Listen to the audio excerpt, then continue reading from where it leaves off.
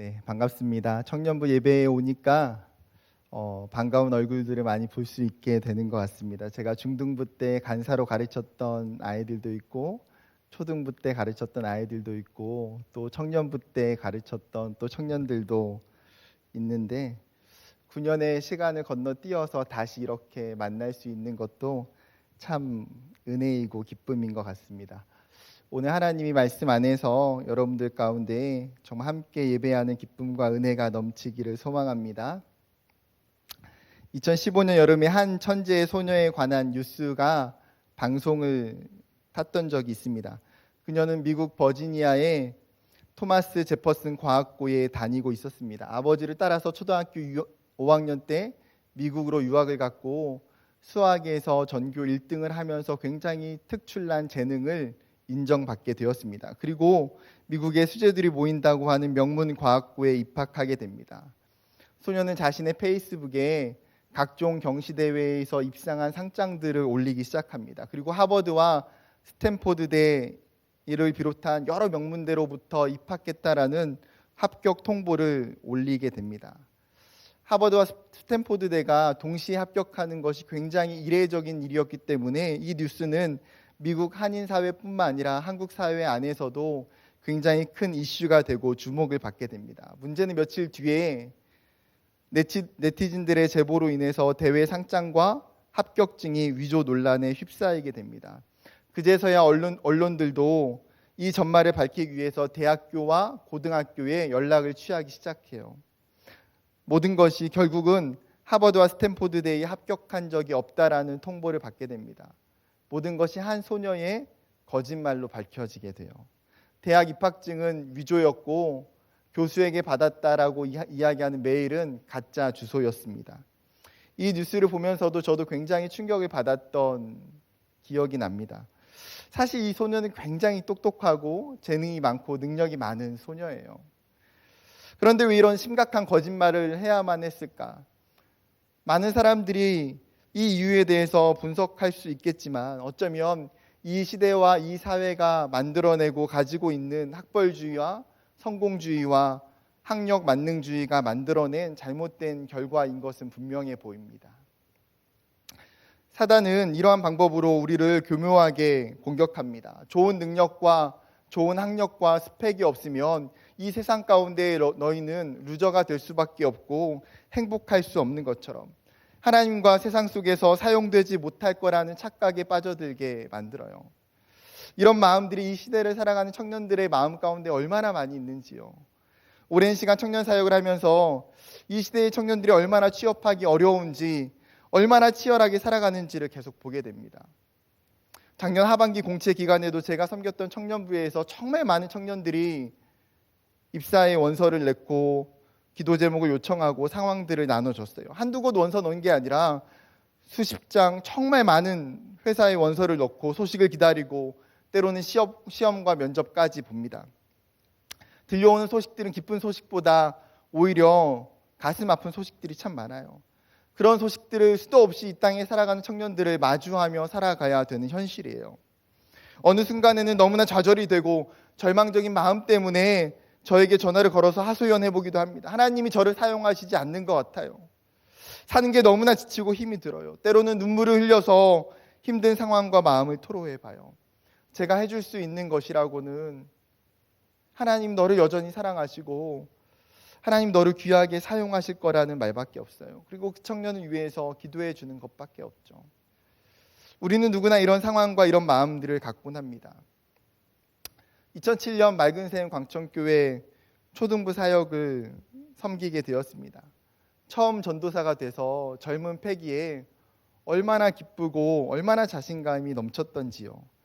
사역을 시작하면서 근처에 있는 초등학교에서 어린 아이들이 정말 구름대와 같이 몰려들 거라고 생각하고 정말 제가 말씀을 전하고 예배를 드릴 때마다 아이들이 막 폭풍 눈물을 흘리면서 하나님 앞에 회개하고 정말 은혜 받는 것들을 꿈꿨어요. 그렇게 정말 부푼 가슴을 가지고 초등부 사역을 시작했습니다. 웬걸요? 구름대와 같이 모여들 거라고 생각했던 아이들은 구름대와 같이 빠져나갔어요. 90명으로 시작했던 아이들은 2달도 채 되지 않아서 70명이 됐어요. 폭풍 눈물은커녕 아이들은 고삐 풀린 망아지가 되었습니다. 이 안에도 있을 거예요. 제가 초등부 때 가르쳤던 아이들. 그렇죠? 또 몇몇 아이들은 저를 보면서도 전도사님 별로예요. 우리 목사님 어디 가셨어요? 우리 찬양 간사님 어디 가셨어요?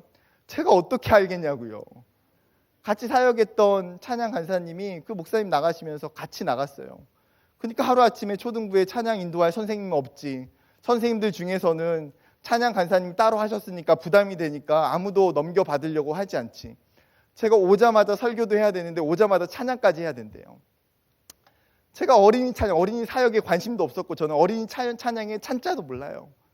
제가 아는 찬양이라고는 초등부 때 애들한테 오자마자 실로암 찬양했어요. 그 초등부 부서에서. 여러분 실로암 가사 아시죠? 어두운 밤에 캄캄한 밤에 새벽을 찾아 떠난다. 우리 애들은 굉장히 밝은데 우리 전도사님 와서 맨날 어두운 밤에 캄캄한 밤에 왜 새벽은 맨날 찾아 떠나는지 몰라요. 그러니까 애들이 이런 저를 좋아할 수 있겠습니까? 얼마나 비수가 담긴 말들을 저에게 쏟아붓던지요. 이제 와서 하는 말이지만 제가 교회 올 때마다 상처받았어요. 우리 애들한테. 교회 올 때마다. 3달 동안 매주 집에 가서 정말 펑펑 울었어요. 한 주도 안 빼고. 한 달이 채 지나지 않아서 사표를 내려고 작심하고 사표를 썼어요.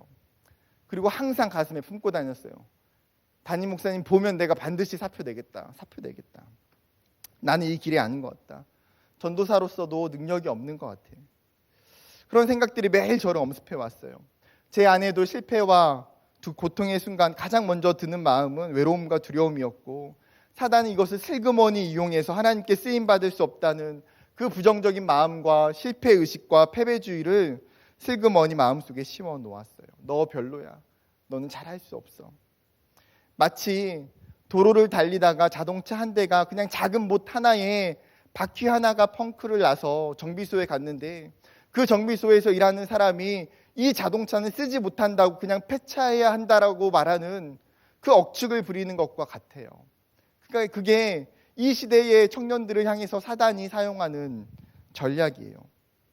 고장난 인생과 부족한 인생, 하나님의 도구로서 사용 불가 판정을 받을 거야. 너의 삶이 굿 혹은 베스트가 아니라면 하나님 너가 아니라 다른 베스트를 사용하실 거야. 우리는 이러한 전략에 너무나 쉽게 속곤 합니다. 그렇다 보니까 우리의 인생 대부분을 채우는 것에 내 삶이 얼마나 채워졌는지에 우리의 모든 관심들이 다 있어요. 그리고 그 자신이 채워지지 않는 것에 대해서 상대적인 비교와 박탈감을 느끼며 살아가요. 여러분 채워지지 않는 삶은 쓰임받을 수 없습니까? 한 달란트 받은 사람은 다른 사람보다 더 적게 받았기 때문에 하나님께서 그 사람을 사용하시지 않는 건가요? 오늘 본문을 통해서 이 질문에 대해서 하나님의 마음이 무엇인지를 확실하게 알아갔으면 좋겠습니다. 오늘 사사기에 등장하는 인물은 삼갈이라고 하는 사람입니다. 성경에 다 한 절밖에 등장하지 않아요. 여러분 분량상 사사기 안에서도 비중이 없는 엑스트라로 보여져요. 그에 관한 사건도 정보도 상대적으로 빈약합니다.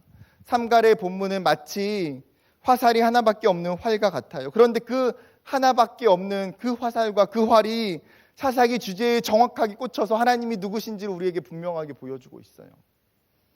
그는 예훗 후에 일어난 사사로 왼손잡이 사사였던 에훗이 통치하고 난 이후에 이스라엘이 80년 동안 안정을 누리게 됩니다. 그리고 나서 드보라라는 여사사가 다시 세워지기 전까지 아주 짧은 시간의 공백을 메꾸는 사사처럼 보여져요. 삼갈은 어떤 사람인가요? 그에 대한 설명 중에 핵심이 되는 첫 번째 포인트는 그의 이름 속에 숨겨져 있습니다. 성경이 뭐라고 기록합니까? 아낫의 아들 삼갈이 있어. 아낫의 아들 삼갈이 있어. 여기 아낫이라고 하는 단어에 대해서 성경의 학자들은 두 가지로 해석하며 의견을 제시합니다. 한 부류는 아낫을 지명으로 보는 학자들이에요. 즉 아낫이라고 하는 지역의 출신의 사람이라는 거죠. 여러분 차를 타고 시골을 가다 보면 종종 마을 입구에 그 대형 현수막이 걸려져 있는 것들을 보게 돼요. 뭐라고 쓰여 있습니까? 보통 장하다, 금산의 아들 김땡땡 행정고시 합격, 장하다 무복리의 딸 김땡땡 외무고시 합격, 축 삼천포의 아들 김땡땡 국회의원 당선. 여러분 이 김땡땡이를 금산이 삼천포가 무복리가 낳은 게 아니잖아요. 그런데 왜 우리는 종종 이런 표현들을 씁니까? 이런 표현은 출신 지역을 중요시 여기는 문화 때문이에요. 그 사람이 그 지역의 자랑이 되기 때문에 그가 어디 출신인지를 이름에 기록하곤 하는 거죠. 성경에도요, 지명을 이름에 넣은 사람이 굉장히 많이 있어요. 디셉 사람 엘리야. 여러분, 엘리야는 디셉이에요. 디셉 출신이에요. 디셉은 길앗 야베스 동쪽 8km에 있는 아주 작은 마을이에요. 사르밧 과부는, 사르밧은 어디 있습니까? 이스라엘보다 더 북쪽에 두로와 시돈 그 사이의 가운데에 있는 지역이에요. 막달라 마리아라고 하는 이 여인은 어디 출신입니까? 갈릴리 호수 왼편에 있는 막달라라는 동네 출신이에요. 그래서 막달라 마리아예요.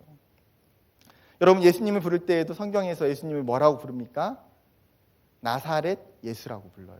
왜요? 그 예수가 나사렛 출신이기 때문에. 이처럼 우리가 알고 있는 많은 인물들이 지역명을 이름으로 사용하고 있다는 사실입니다. 또 다른 한 부류는 문자 그대로 이 아낫의 이름을 아버지의 이름으로 보는 학자들이 있습니다. 이성계의 아들 이방원, 김순호의 아들 김기도, 아낫의 아들 삼갈. 즉 아낫은 삼갈의 아버지라는 거죠. 사실 첫 번째 의견이든 두 번째 의견이든 사실 중요하지 않아요. 정말 중요한 것은 이 아낫이라고 하는 명칭이 가나안 여신의 명칭이라는 거예요. 가나안 신화에 따르면 아낫은 바알의 아내이자 전쟁의 여신이었어요. 그가 죽였던 사람들의 그 시체의 피가 허리에까지 잠길 정도로 많았다라고 이야기하고 있어요. 바알의 자매들 중에서 가장 아름답고 가장 사랑스러워서 오라버니였던 바알로부터 많은 사랑을 받았습니다. 우가리 신화에 보면 이런 이야기가 있어요. 어느 날 바알이 자신에게 있는 전용 신전이 없다라고 한탄해요. 그것을 자신의 아내였던 아낫에게 이야기하죠. 바알을 사모했던 아낫은 최고의 신인 엘에게 찾아가서 이 바알만을 위한 전용 신전을 지어달라고 부탁합니다. 그렇지 않으면 당신의 머리를 잘라서 떨어뜨리겠다라고 굉장히 친절하게 협박해요. 협박이 엘에게 먹히지 않습니다. 아낫은 후에 엘의 아내였던 아세라에게 뇌물을 주고 바알의 전용 신전을 짓습니다. 심지어 바알이 죽음의 신이었던 모트에게 살해당하자 그 모트를 죽이고 잘게 잘라서 채에 걸러서 맷돌에 갈아서 밭에 뿌려서 복수해요. 그만큼 무섭고 강력한 여신이 아낫이에요. 때문에 BC 12세기경에 가나안에 있었던 용병들이 가장 많이 섬겼던 우상이 아낫이라고 하는 여신이에요. 즉 대입을 해보면 삼갈은 가나안 여신을 섬기는 지역에서 태어났던 사람이든지 아니면 자신의 아버지가 이 아낫을 섬기는 그 집안 출신에서 태어난 사람이든지, 즉 우상을 섬기고 우상 안에서 태어난 사람이 삼갈이에요. 거기에 그의 이름이었던 삼갈이라고 하는 이름은 이름 자체가 히브리 사람의 이름이 아니라 이방인의 이름이었다라는 것입니다. 여러분, 예를 들어서 김기도, 허주선, 김찬희, 김하윤, 김찬빈, 저희 가족들 이름이거든요. 이름을 듣는 순간 어떻습니까? 아, 한국 사람이다. 제가 보기에는 이렇게 약간 동남아 계열이긴 하지만 이름은 한국 사람이에요. 여러분, 반면에 예를 들어서 이름을 딱 들어보면 어떤 나라인지 여러분 아실 거예요. 잘 생각해 보세요. 응웬, 윌 스미스, 베르나르 엠마, 왕닝닝, 다카하시 하루토. 여러분, 이름을 듣는 순간 어떻습니까? 그 사람의 태생이 나라가 어딘지 예상이 돼요. 왜냐하면 이름은 사람의 태생적 정보가 담겨져 있기 때문이에요. 오늘 본문의 삼갈이라고 하는 이름은 히브리인들이 잘 사용하는 이름이 아니에요. 오히려 이름은 후리아인들, 가나안보다 더 남쪽에 애굽의 동쪽에 있었던 그 후리아 이방 민족들이 사용하던 이름이었어요. 여러분, 그렇기 때문에 이 삼갈이라고 하는 이름을 가나안에 있었던 이 히브리인들, 이스라엘 사람들에게 만약에 말했다면 어떻게 받아들였을까요? 아, 이 사람 이방 사람이야. 아, 이 사람 이스라엘 사람 아니네라고 충분히 알았을 거예요. 여러분, 이방 출신이었던 그 삼갈이 언제부터 가나안에 이주해서 살게 되었는지는 몰라요. 아마도 이스라엘이 가나안을 정복할 때의 사사기 1장이 뭐라고 기록하고 있습니까? 그 이스라엘 땅에, 가나안 땅에 살고 있었던 가나안의 이방 민족들을 다 쫓아내지 못하고 수많은 이방 민족들이 그들과 함께 살아가게 돼요. 많은 시간들이 지나서 그들과 함께 동화되어져서 이방 민족임에도 불구하고 가나안 땅에 살고 있다라는 거예요. 여러분 10번 양보하고 또 양보해서 가나안 땅에 이방 민족이 살고 있는 것은 충분히 이해가 돼요. 이스라엘이 그들을 쫓아내지 못했기 때문에 어쩔 수 없는 현실이라고 받아들일 수도 있어요. 그런데 지금의 상황은 어떻습니까? 이스라엘이 이방 나라로부터 공격을 받고 있어요. 지금 블레셋이 쳐들어와서 이 이스라엘을 공격하고 있는 상황이에요. 지금 이 이스라엘을 구원하기 위해서 리더가 필요하고 사사가 필요해요. 그렇다면 이스라엘을 구원해야 하는 사람은 히브리인 중에 뽑아야 되는 것 아닙니까? 하나님께서 정말 이 이스라엘 민족들을 사랑하셔서 그들을 애굽으로부터 출애굽시킨 이후에 광야의 시간들과 또 오랜 시간들을 거쳐서 그 가나안 민족들과 전쟁을 해서 그들을 몰아내시고 그들을 특별히 사용하셨다면 그들을 보호하시는 하나님의 방법에 있어서도 어떻게 해야 돼요? 히브리인들을 사용하셔야 돼요. 그것이 상식적인 방법이고 그것이 합리적인 방법이에요. 블레셋과 그 공격에 맞서 싸워야 하는 리더십이 명문 지파라고 하는 에브라임 지파나 아니면 베냐민 지파 중에서 나오든지 정말 그것도 아니면 이스라엘의 12지파 중에서는 나와야 되는 것 아닙니까? 그런데 하나님은 이스라엘을 구원하기 위해서 사사로 누구를 뽑으십니까? 이스라엘의 민족의 족보도 없는 이방 민족 출신이었던 삼가를 뽑아 그를 세우세요. 전혀 상식적이지도 합리적이지도 않고 가장 어려운 카드를 꺼내서 하나님은 사용하고 계시는 것처럼 보여져요. 여러분 당시 이스라엘에 가나안 신문이 있었다라고 가정해 봅시다. 그 가나안 신문 일면의 헤드라인 뉴스에 아마 이렇게 떴을 거예요. 블레셋이 이스라엘을 쳐들어오다. 그리고 며칠 뒤에 가나안 신문 헤드라인 일면은 다시 바뀌어집니다. 하나님이 이방 출신 삼가를 사사로 세우셨다. 그리고 한참의 시간이 지난 뒤에 다시 신문 헤드라인 일면에는 이방인 삼갈이 이스라엘을 구원하였다라는 기사가 떴을 거예요. 여러분 그 기사를 이스라엘 사람의 입장에서 봤다면 어떤 마음과 어떤 느낌이 들까요? 여러분 그들의 이야기 속에서 먼저 뭐가 튀어나왔을까요? 설마 하나님께서 다른 사람도 아니고 한 번도 보지도 못했던 그 이방 사람을 정말 뽑아서 사용하셨을까? 거짓말이겠지. 어떻게 이방 사람이 이스라엘을 구원할 수 있어? 여러분 우리나라가 광복운동을 할 때 33인의 대표로 한국 사람이 아니라 환복을 곱게 차려입고 머리에 갓을 썼는데 머리는 노란색이고 눈은 파란색인 러시아 사람이 태극기를 흔들면서 그 독립선언문을 낭독한다라고 생각해 보세요. 여러분 뭔가 이상하지 않을까요? 여러분은 받아들이기 쉬운 일입니까?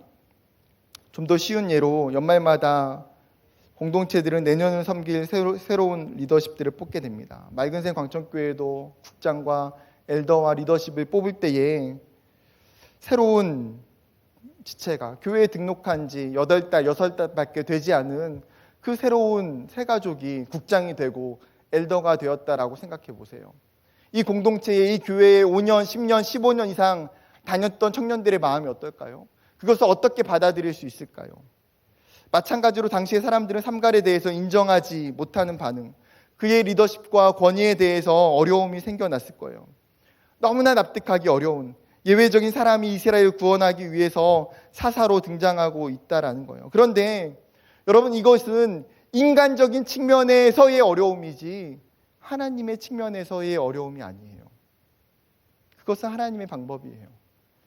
하나님은 그분의 사역을 위해서 정말 이해되지 않는 사람을 선택하세요. 하나님은 예상하지 못한 사람들을 뽑으세요. 하나님은 숨겨져 있는 사람들을 뽑으시고 하나님은 보이지 않는 자들을 사용하세요. 우리는 그것을 하나님의 의외성이라고 불러요. 하나님의 의외성. 정말 하나님은 참 의외의 사람들을 선택하신다. 여러분 삼갈뿐만 아니라 성경에 있는 수많은 사람들을 바라보면 하나님이 성경에서 그들을 쓰실 때에 어떤 사람들이 사용됩니까? 우리가 믿음의 조상이라고 이야기하는 아브라함은 어떻습니까? 그는 가나안 출신도 아니에요. 이방 저기 북쪽이었던 갈대아 우르에서부터 나타난 출신이에요. 심지어 그의 아버지는 어떤 사람입니까? 우상을 만들고 우상을 섬기는 집안 출신의 그 사람을 하나님은 부르시고 그를 믿음의 조상으로 세우셨어요. 하나님이 이스라엘이라고 칭호를 주셨던 야곱은 어떻습니까? 전과 삼범에 굉장히 치사하고 치사한 사람이에요. 자기 형 뒤통수 때리고 아버지 뒤통수 때리고 외삼촌 라반 뒤통수 때리고, 그리고 한참의 시간이 지난 후에 형 예서와 화해하러 가는 그 장면에서 어떻습니까? 자신의 가족들과 자녀들을 먼저 다 보낸 뒤에 자기 홀로 맨 마지막에 치사하게 혼자 가요. 모세는 부모와 떨어졌던 고아 출신이에요. 운 좋게 궁궐에서 자랐지만 결국 살인범이에요. 여호수아 초반에 등장하는 여리고성을 점령할 때 가장 큰 공을 세운 사람이 누굽니까? 라합이라는 사람이에요. 이 여인은 누구예요? 기생이라는 신분을 가지고 있어요. 사사기 다음에 나오는 다윗의 증조 할머니가 되는 룻은 어떤 여인입니까? 모압 출신이에요. 하나님을 알지 못했던 이 여인. 페르시아 여왕이 되었던 에스더는 부모 없이 태어난 고아였고, 바벨론과 페르시아의 총리였던 다니엘은 똑똑하고 좁은 집안 출신이었지만 바벨론의 노예였어요. 여러분, 우리는 성경의 결과론적인 정보 때문에 그 사람의 부르심 이전의 상태, 그 사람의 신앙의 초기의 모습, 그 사람의 연약한 모습들은 잘 떠올리지 않는다라는 거예요. 엘리야가 자신의 후계자가 되는 엘리사를 부를 때의 그 장면이 어떻습니까? 엘리사는 그냥 논에서 열심히 소를 몰면서 논을 갈고 있어요.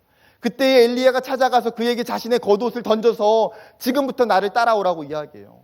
그리고 나서 엘리사는 한순간에 엘리야의 종이 되어 그를 따르기 시작해요. 여러분, 엘리사가 특별해서 준비가 돼서 영적인 사람이기 때문에 하나님이, 그리고 엘리야가 엘리사를 뽑았습니까? 아니요, 그냥 평범한 농부예요. 그럼 그를 하나님이 부르셨고 그를 엘리야의 후계자로 세우신 것이죠. 하나님께서 뽑아 쓰시는 그 성경의 사람들을 보게 되면 어떤 생각이 듭니까? 하나님은 정말 참 취향이 독특하다, 이 생각밖에 들지 않아요. 하나님 정말 취향이 이상해. 가장 대표적으로는 다윗을 뽑을 때의 그 장면은 사실 굉장히 충격적이고 압도적인 장면이에요. 사무엘이 사울을 대신해서 여호와께서 일러주신 대로 이새의 집에 찾아가요. 그리고 나서 그의 아들들이 사무엘 앞에 다 쓰잖아요. 그의 첫째 아들이었던 엘리압을 보자마자 사무엘이 어떤 마음이 듭니까? 그의 엘리압의 용모와 키가 굉장히 빼어났던 것 같아요. 그러니까 그가 이런 말을 해요. 여호와의 기름 부으심 받은 자가 과연 주님 앞에 있도다. 그리고 냅다 그 엘리압에게 기름을 부으려고 해요. 그때 하나님이 말씀하신 게 무엇입니까? 사무엘상 16장 7절. 여호와께서 사무엘에게 이르시되 그의 용모와 키를 보지 말라. 내가 이미 그를 버렸노라. 내가 보는 것은 사람과 같지 아니하니 사람은 외모를 보거니와 나 여호와는 중심을 보느니라 하시더라. 사람은 외모를 보거니와 나 여호와는 그 마음의 중심을 보신다라고 말씀하시죠. 하나님의 기준은 외형적인 것들, 인간적인 것들이 중요한 게 아니라는 거예요. 하나님 그 사람의 마음을 보시고 그 사람의 보이지 않는 가능성을 보시고 그 사람의 가치를 통해서 선택하신다라는 거예요. 그리고 하나님 선택하신 사람이 누구입니까? 다윗이에요. 다윗. 심지어 다윗은 그 중요한 자리에 있지도 않아요. 8째였고 막내였던 그 다윗은 너무나 어리고 필요가 없는 존재였기 때문에. 여러분, 사울이 지금 왔잖아요. 이스라엘의 대제사장이라고 한 이 사울이 왔어요. 그리고 모든 아들들을 다 초대했던 공식적인 자리예요. 그런데 이새가 그걸 몰랐습니까? 알고도 부르지 않은 거예요. 왜요? 필요 없으니까. 다윗이. 그 누구도 기대하지 않고 주목하지 않았던 그 어린 양치기 소년에게 하나님은 사무엘을 통해서 이스라엘의 두 번째가 왕이 되는 기름 부음을 그의 머리 위에 부어요. 반면에 우리는 어떻습니까? 외모 중심주의나 스펙주의가 아닌가요? 외형적인 가치들을 따지고 사람을 선택할 때가 많아요. 친구를 선택할 때에도 그래도 공부 잘하고 성품 괜찮고 집도 그래도 괜찮은 것 같고 나에게 도움이 될 법한 친구들을 선택하곤 해요. 이성 친구나 배우자를 선택할 때는 더 어떻습니까? 맑은새 광천교회 청년들은 제가 오직 믿음만 보는 걸로 알고 있어요. 첫째도 믿음, 둘째도 믿음, 셋째도 믿음. 맞지요? 아닙니까? 다른 교회는 이제 뭐 다 본다고 제가 알고 있어요. 여러분, 이성 친구를 선택할 때 만약에 둘 중에 한 명을 선택해야 된다라면 한 사람은 믿음이 너무 좋아요. 한 사람은 외모와 능력이 너무 좋아요. 여러분, 누구를 선택하시겠습니까? 꼭 이렇게 질문하면, 목사님, 믿음도 좋고 외모도 좋고 능력도 있고 좋은 사람 고르면 되지 않나요? 여러분, 하나님은 진짜 공평하세요. 그렇게 한 사람에게 하나님 몰빵하지 않아요. 저와 여러분 보면 다 알잖아요. 제가 보니까 얼마나 진짜 다 이렇게 민주주의적으로 이렇게 생겼는지 얼굴이. 진짜 하나님 공평하세요, 보니까. 여러분, 우리는 그냥 믿음 없어도 이쁘고 잘생기고 성품 좋고 직장 좋으면 오케이. 신앙은 하나님, 그냥 제가 전도하면 되죠. 제가 전도해서 그 집안을 하나님 복음화 시키겠습니다. 정말 이런 엄청난 선교적 마인드가 우리 마음속에 막 올라와요. 여러분, 제발 그러지 마세요. 제발. 사실 우리는 잘 안 돼요. 사람의 중심을 보고 사람의 가치를 본다는 것, 사람의 됨됨이를 보고 선택해야 하는데, 우리는 외형적인 것들, 눈에 보이는 것들, 그 사람이 가지고 있는 것들이 우리의 선택 기준으로 작용해요. 여러분, 상상이지만 제가 만약에 하나님이라면 제가 누구를 뽑을까요? 저 같으면요, 사실 삼성의 이재용 부회장 교회 다니게 하고 회심하게 해서 자기가 가지고 있는 그 돈으로 한국의 선교지에 교회 500개씩 이렇게 지을 것 같아요. 백종원 씨 불러서 죽어가는 식당 살리는 것이 아니라 죽어가는 교회들 살리면 얼마나 좋아요. 골목 식당이 아니라 타이틀 골목 교회. 교회들 다니면서 이렇게 솔루션 해주는 거예요. 이 교회 목사님은 설교가 문제. 목사님 설교를 바꾸세요. 설교. 이 교회는 비전이 없어요. 비전을 뭔가 세우세요. 이렇게 여러 가지 솔루션들을 제공하면 교회도 살고 얼마나 은혜가 돼요. 그럼 김연아나 박태환 같은 선수들이 금메달 따고 다니면서 하나님이 하셨어요. 간증하고 다니면 너무 좋잖아요. 손흥민 축구 그만두고 신학교 입학해서 교회 사역하면 하나님 나라가 금방 확장될 것 같아요. 사실 청년부 사역 어렵다고 하고 이 시대의 청년들 안 보인다고 하지만, 제가 하나님이면 김수현이나 아이유를 맑은생 광천교회 청년부 사역자로 딱 보내는 거예요. 김수현 목사와 아이유 전도사. 조합 자체가 정말 막 은혜스럽잖아요. 조합 자체가. 그러면 1년에 뭐 300명, 500명 느는 거는요, 일도 아니에요. 일도 아니에요. 오늘 코로나, 여러분, 제가 뭐 한 주 왔지만 설교 들으면서도 오늘 외부 강사로 김기도 목사님 아니고 김수현이 왔으면 참 은혜스럽고 좋았을 텐데, 이런 마음이 가질 수도 있어요. 여러분, 그런 일은 절대 일어나지 않습니다. 현실을 받아들이고 살아요. 우리에게 중요한 거는 현실을 받아들여야 된다. 김수현 목사와 아이유 전도사보다 하나님께서 더 좋은 금두선 목사님과 문익규 강도사님을 우리에게 보내주신 줄 믿습니다. 믿습니다. 네, 믿음이 흔들리면 안 돼요. 네. 여러분, 우리는 흔히 생각해요.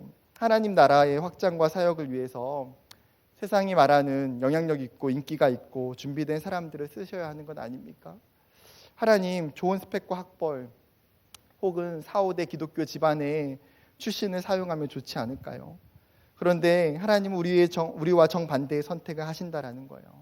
하나님은 삼갈과 같이 다른 사람들에게 보이지 않고 드러나지 않고 정말 중요하지 않았던, 그 주목받지 않았던 이방인이었던 삼갈을 사사로 선택해서 그를 통해서 이스라엘을 구원하세요. 하나님의 의외성, 이것이 하나님의 방식이라는 거예요. 하나님의 의외성은 사사기를 통과하는 가장 중요한 핵심 주제예요. 이 삼갈이 놓여있는 본문 자체가 너무나 이 사실을 잘 보여주고 있어요. 여러분, 오늘 뭐 앞뒤를 보지 않았지만 삼갈이 가지고 있는 본문 구조 자체가 마치 햄버거의 패티와 같아요. 여러분, 삼갈 본문의 앞에 있는 사사가 누굽니까? 왼손잡이 사사 예후시라고 하는 사람이에요. 특징이 뭡니까? 왼손잡이에요. 고대에서 왼손을 사용한다라는 것은 자연스러운 일이 아니에요. 사실은 성경에서 왼손잡이라고 말하는 것은 무엇입니까? 오른손에 핸디캡이 있기 때문에, 오른손에 장애가 있기 때문에 그것을 에둘러서 지금 성경이 표현하고 있는 거예요. 오른손에 장애가 있는, 단순한 핸디캡이 아니라 치명적인 핸디캡이 있는 이 사람을 하나님은 이스라엘 사사로 사용하신다라는 것이죠. 그리고 삼갈 뒤에 등장하는 사사가 드보라예요. 드보라는 어떻습니까? 특징이 여사사죠. 현대 사회는 형제보다 자매들이 더 뛰어난 능력을 가지고 있어요. 그런데 고대 사회에서는 여자가 민족의 리더십이 되거나 사사가 된다는 것은요, 상상할 수도 없는 일이에요. 그런데 하나님은 그 이스라엘의 위기의 순간에 드보라를 통해서 이스라엘을 구원하고 계세요. 여러분, 사사기를 통해서 하나님이 이스라엘에게 정말 반복적으로 주시는 메시지가 무엇인지 아십니까? 내가 너희를 위하여 이스라엘을 구원할 때 내가 누구를 선택해서 사용하는지 너네가 봐라. 나는 세상과 그 세상의 기준과 같지 않단다. 나는 외형적인 조건에 의해서, 특별한 능력에 의해서 사람을 선택하는 것이 아니라 나는 연약하고 부족한 사람도 나는 선택해서 그를 사용할 수 있단다. 그것이 바로 나 여호와 하나님이란다.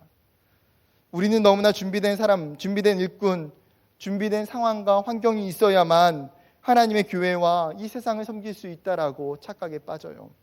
그래서 하나님께 많이 기도하는 게 뭡니까? 하나님, 나에게 좋은 도구를 주시고 좋은 상황과 환경이 되면 하나님, 제가 정말 하나님 열심히 섬기고 믿을게요. 하나님, 제가 좋은 대학에 가면 신앙생활 잘할게요. 하나님, 제가 좋은 직장과 좋은 일터에 취업이 되면 하나님, 제가 교회에서 정말 봉사 열심히 잘할게요. 아니요. 여러분, 하나님이 저와 여러분을 부르실 때에 우리의 능력이나 우리의 재능이나 우리의 믿음이나 우리의 성품 때문에, 우리가 가지고 있는 조건 때문에 하나님이 우리를 부르신 거 아니에요. 오히려 하나님은 우리가 부족하기에, 우리가 연약하기 때문에 우리를 더 편하게 부르실 수 있었어요. 여러분, 사도 바울이 고린도 교회를 향해서 성도들에게 이야기하는 것이 있어요. 고린도 전서 1장 26절부터 29절. 제가 한 절, 여러분 한 절 같이 교독해 가겠습니다. 형제들아, 너희를 부르심을 보라. 육체를 따라 지혜로운 자가 많지 아니하며 능한 자가 많지 아니하며 문벌 좋은 자가 많지 아니하도다.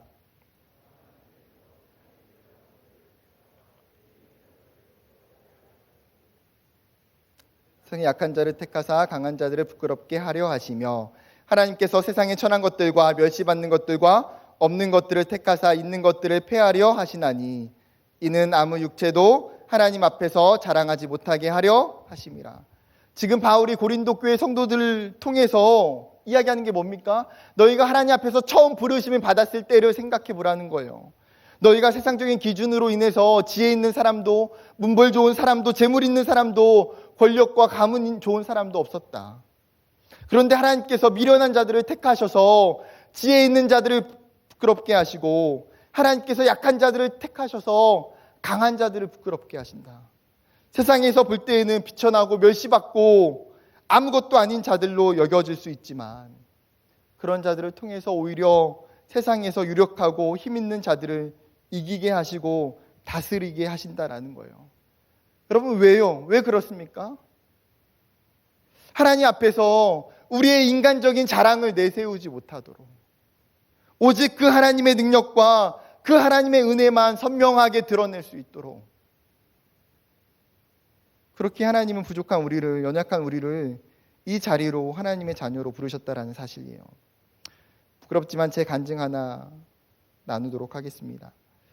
저의 20대의 청년 시절은 고통과 고난의 연속이었어요.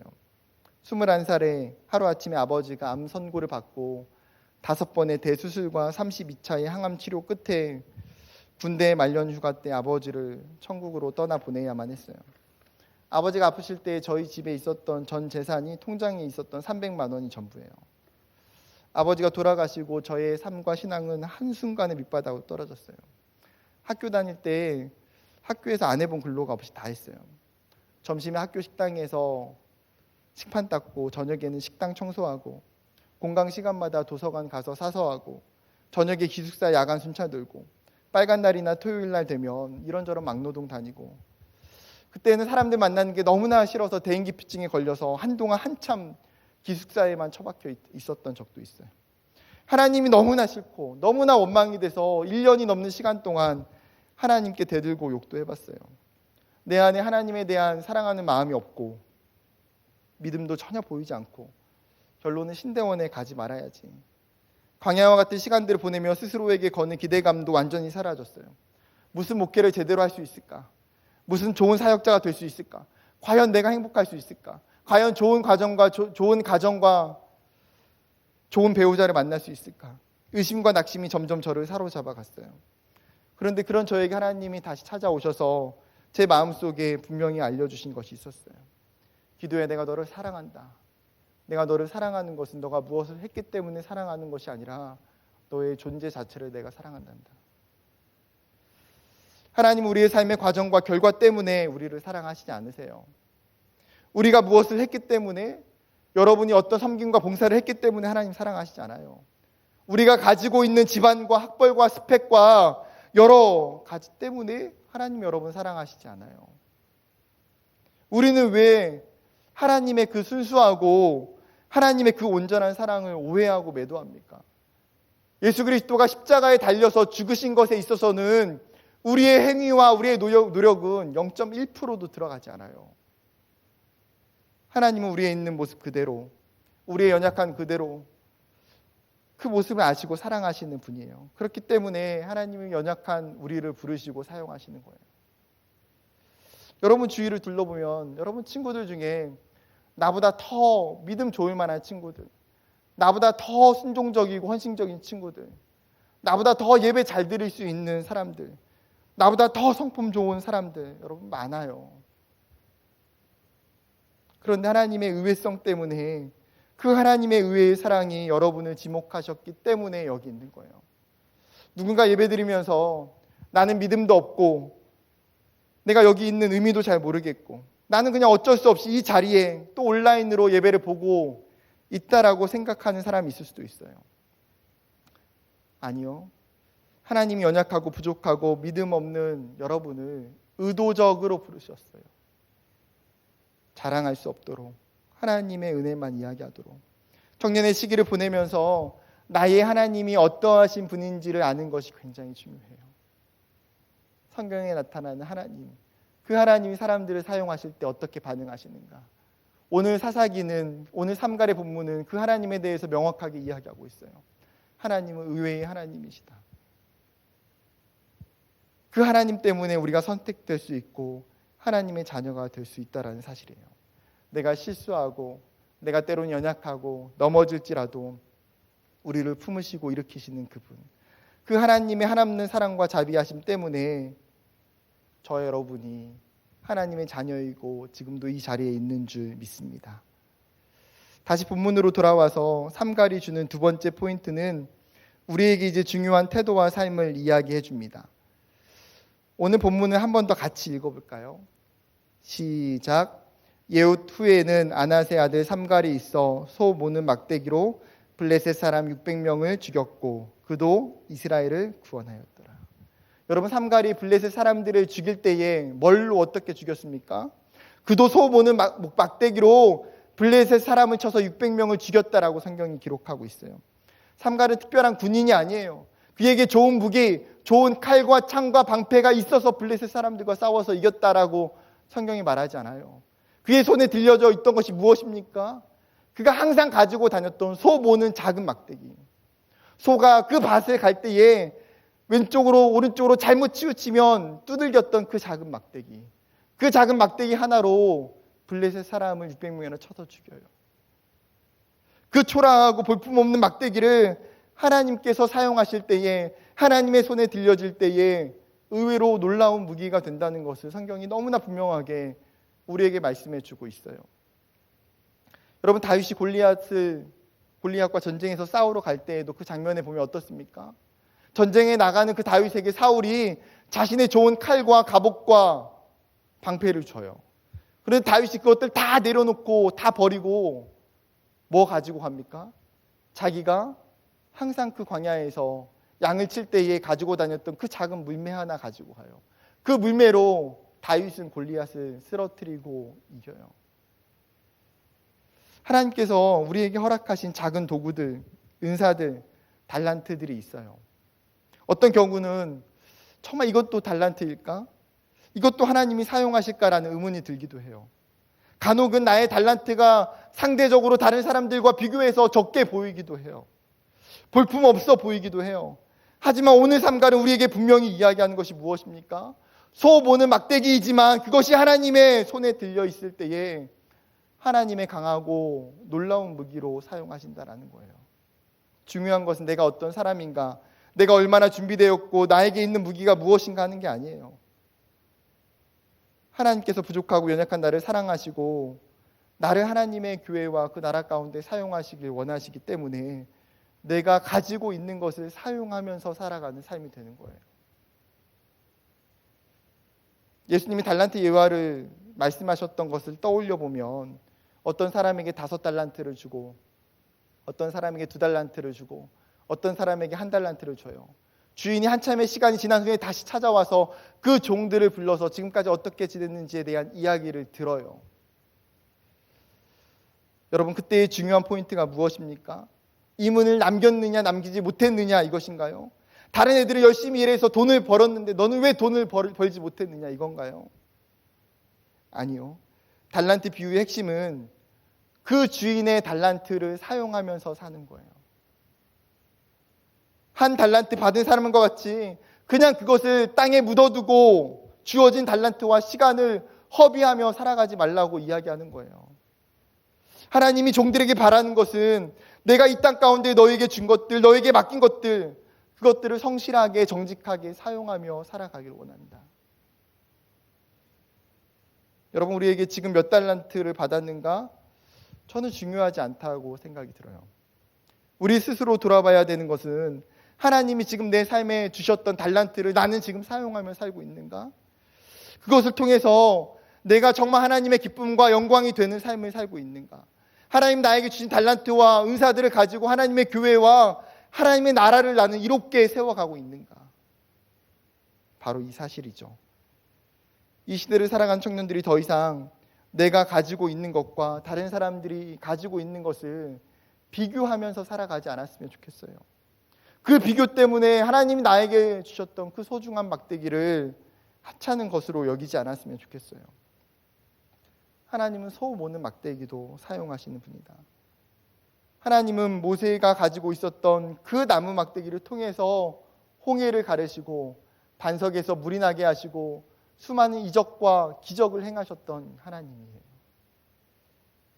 나의 막대기를 하나님께 드리면 하나님이 사용하시죠. 10년 넘게 청년 사역을 하면서 개인적으로 저에게 세웠던 중요한 룰이 있었어요.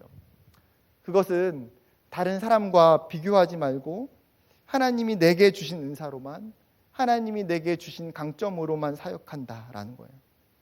그래서 저는 철저하게 제가 잘하고 제가 좋아하는 것만 해요. 제가 못하는 거 웬만하면 시도조차도 안 하고 하고 싶은 마음도 1도 없어요. 그냥 밥하는 거 좋아해서 열심히 청년들 양육훈련 때 먹이고, 그러면 이미 밥 먹고 은혜 받아서 그냥 나머지 강의와 기도회는 그냥 은혜로 묻어가는 거예요. 그냥 캠핑하는 거 좋아하니까 아울리치나 사역들 핑계로 맨날 교회에서 텐트 치고 자고 고기 구워 먹고, 사람들 만나는 거 좋아하니까 하루에 3-4명씩 신방하고, 커피와 음료수 과다 복용으로 화장실 자주 가는 거 빼고는 전혀 안 힘들어요.